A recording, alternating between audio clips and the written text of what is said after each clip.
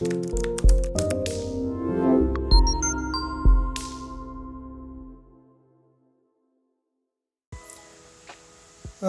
අයත් මම කෝඩ් එකක් හොයන ජොබ් එකකම තමයි අරන් ආවේ. මේකත් කෝඩ් එකක් හොයන තියෙන ජොබ් එකක්, SEO ජොබ් එකක්.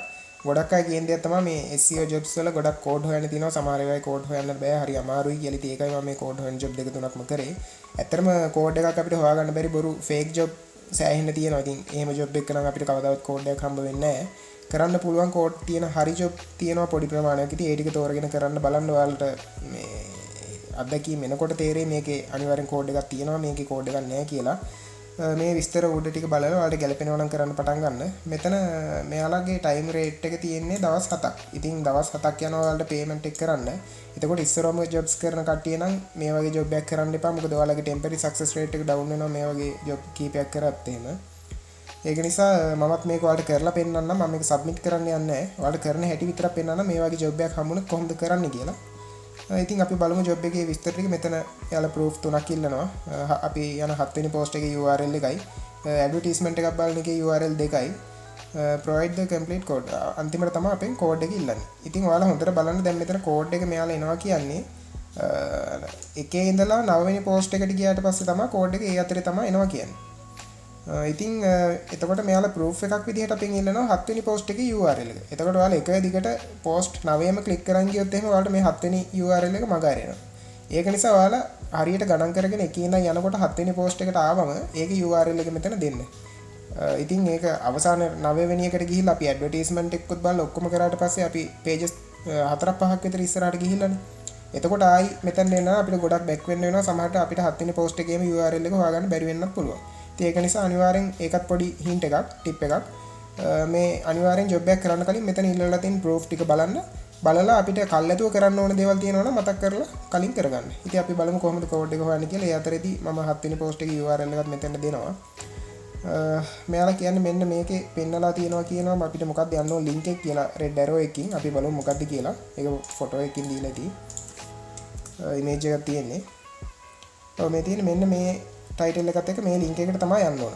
අපි බලමු මේ ලින්ක් එක තියෙනවද කියලා. මෙන්න මේකෙන් තමයි අපි යන්න ඕන. මේක ප්‍රයිවට් බ්‍රවුසර් එක තමයි යාලා සර්ච් කරන්න කියන්නේ. අර වගේම තමයි. ප්‍රයිවට් බ්‍රවුසර් එකක් ඕපන් කරලා ඒක පේස්ට් කරලා සර්ච් කරන්න. බලමු අපි මොකක්ද එන්නේ කියලා. මෙතන read more button එක ඔබන්න ඕන. මේක තමයි ක්ලික් කරන්න ඕන. මෙතනත් මෙන්ෂන් කරලා තියෙනවා අර ෆොටෝ එකේ තිබ්බ එකම. අපි මේකට තමයි යන්න ඕන. ඉතින් අපි read more button එක ක්ලික් කරනවා. මේ තියෙන පළවෙනියට මෙයාලා පෙන්නලා තිබ්බ එක මෙන්න මෙතන මේ පෙන්නලා තියෙන ලින්ක් එක අපිට පළවෙනි ලින්ක් එකේම තියෙනවා. ඉතින් අපි ඒක ක්ලික් කරමු. බලමු මේකේ පල්ලෙහාට ස්ක්‍රෝල් කරලා. ඔව් මේ තියෙන මෙතන ටයිම් එක කවුන්ට් වෙනවා. ඉතින් මෙන්න මේ ටයිම් එක කවුන්ට් වුණාට පස්සේ අපිට සෙකන්ඩ් පෝස්ට් එකේ ලින්ක් එක හෝ බටන් එකක් එයි. අපි බලමු මොකක්ද දෙන්නේ කියලා.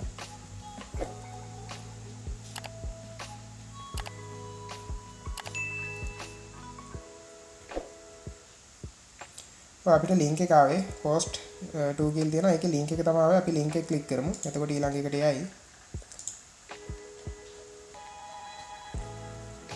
ඉතින් ওই විදිහට අපි post 9කට යන්න ඕන.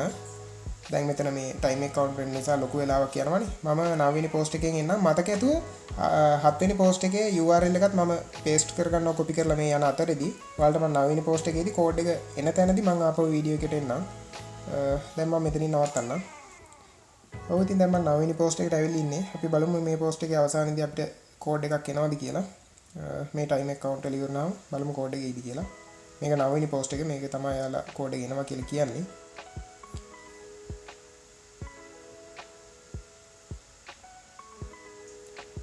ඉතින් අපිට කෝඩ් එක ආවෙන අපිට 10 වෙනි පෝස්ට් එකටත් යන්න කියනවා. අපි 10 වෙනි පෝස්ට් එකටත් යමු.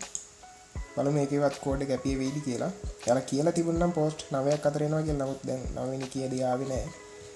බලමු මේකෙත් අන්තිමට අපි එයිද කියලා. ඔව් මෙතන ටයිම් එක. ඔව් මම හිතන්නේ මේ 10 වෙනි පෝස්ට් එකේ තමයි ඉන්නේ. එයාලා 9 වෙනි එකේ එනවා කිව්වට දැන් මෙතන දාලා තියෙන්නේ wait for the code කියලා. ඉතින් මේකේ කෝඩ් එක අනිවාර්යෙන් ඇපිය වෙයි. ඔව් මේ තියෙන your code is 75. ඉතින් මේ 75 කියන එක තමයි අපේ කෝඩ් එක. මේක කොපි කරලා අපි අතන පේස්ට් කරමු යාලා ඉල්ලලා තියෙන තැන.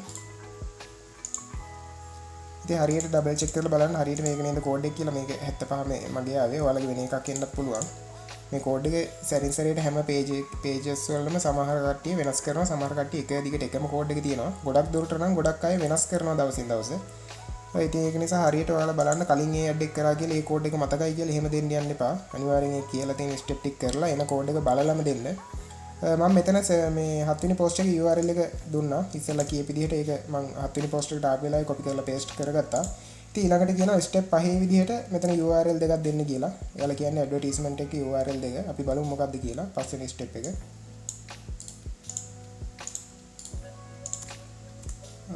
මේකේ යාලා කියන්නේ බලමු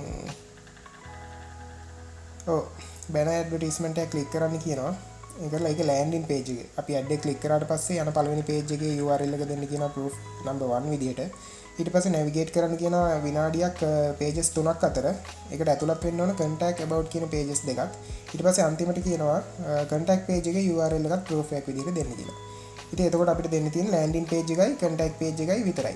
මේ දෙකේ proof දෙක තමයි මෙතන දෙන්න ඕනේ. මේ තියෙන please give to URL. ඒ කියන්නේ URL දෙකයි දෙන්න ඕන. අපි අර කියපු URL දෙක තමයි දෙන්න ඕන. අපි visit කරපු site එකේ.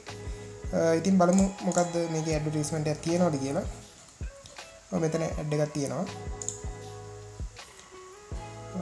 මේකේ බලන්න contact page එකක් තියෙනවද කියලා මේකේ about us එකක් නම් තියෙනවා contact එකක් contact එකකුත් තියෙනවා මෙතන මේ තියෙන contact us ඉතින් අපිට මේක landing URL එක මෙතනින් copy කරගෙන ඒක paste කරලා space එකක් තියලා අපි බලමු ඊළඟට contact page එක මේකේ URL එක copy කරා අතන paste කරා ඉතින් බොහොම සරල වැඩක් තියෙන්නේ කෝඩ් එක හොයන හැටි එච්චර අමාරුනේ නෑ proof ටික ඔක්කොම දීලා ඉවරයි මම දැන් මේක සබ්මිට් කරන්න යන්නේ නැහැ ඔයාලා මේක සබ්මිට් කරන්න ඔයාලට ගැලපෙනවා නම් දැන් මේක මට හරියන්නේ නැහැ මොකද දවස් 7කින් මේකේ පේමන්ට් එක කරන්නේ ඒක නිසා මම සබ්මිට් කරන්න ඔයාලට මේ ජොබ් එක කරන හැටි තමයි කියලා දුන්නේ ඉතින් ඔයාලා බලන්න try කරලා මේ වගේ ජොබ් එකක් හම්බුනොත් ඔයාලා කොහොමද සාර්ථකව මේක කම්ප්ලීට් කරන්න කියලා එහෙනම් අපි ආයෙත් වීඩියෝ එකකින් හම්බ වෙමු සුබ දවසක්